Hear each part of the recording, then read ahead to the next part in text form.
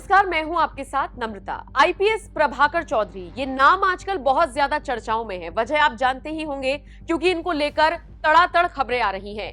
वो अधिकारी जो देश के प्रधानमंत्री नरेंद्र मोदी का सबसे पसंदीदा है, वो अधिकारी जिसकी नरेंद्र मोदी खुद से तारीफ करते हुए नजर आए थे।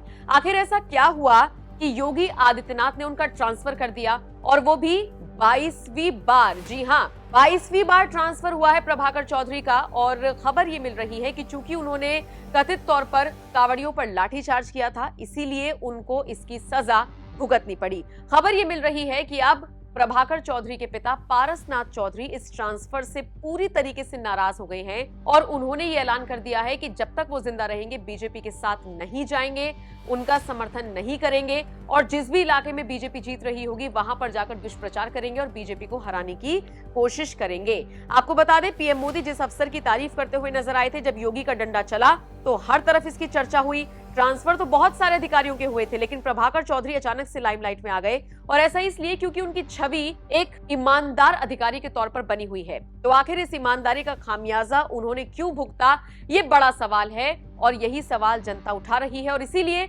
अब प्रभाकर चौधरी के पिता पारसनाथ चौधरी भी नाराज होते हुए नजर आए हैं। आपको बता दें, बरेली में कांवड़ियों पर लाठीचार्ज मामले के कुछ घंटों बाद आईपीएस प्रभाकर चौधरी का ट्रांसफर कर दिया गया। आपको बता दें, इससे पहले 21 बार उनका ट्रांसफर हो चुका है, ये 22वीं बार उनका ट्रांसफर हुआ। ऐसे में आईपीएस के पिता ने गुस्से में कह दिया, आज से बीजेपी के खिलाफ मैं हूं, आगे चुनाव में कुछ इलाकों में तो बीजेपी को कभी भी जीतने नहीं दूंगा। अंबेडकर जिले से आते हैं प्रभाकर चौधरी, और बेहद साधारण परिवार से आते हैं। क्योंकि बचपन से ही पढ़ाई में अच्छे रहे, इसीलिए सारी परीक्षा क्लियर करते चले गए, और नतीजा आप देख ही रही हैं, आईपीएस बने, नाम रोशन किया अपने परिवार का, अपने गांव का। और इसके अलावा जो उनके काम करने का अंदाज है, सोचिए, जब मेरठ में उनकी पोस्टिंग हुई थी तो उन्होंने अचानक से 2 दिन की छुट्टी ली, और उसके बाद साधारण कपड़ों में निकल गए, पूरे शहर का जायजा लिया, वहां पर किस तरह से क्या चीजें हो रही हैं, इसका जायजा लेने के बाद वो काम पर वापस लौटे थे। ये उनका अंदाज है काम करने का।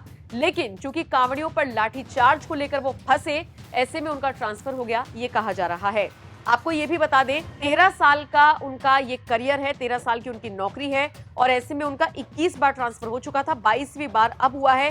इसीलिए लोगों में भी थोड़ा सा गुस्सा है सरकार के खिलाफ। सवाल पूछे जा रहे हैं कि आखिर उनका ट्रांसफर क्यों किया गया। आप बताइए, प्रभाकर चौधरी के पिता जिस तरीके से बीजेपी से नाराज हुए, उनके खिलाफ बयान दिया, उसको लेकर अब आप क्या राय रखते हैं?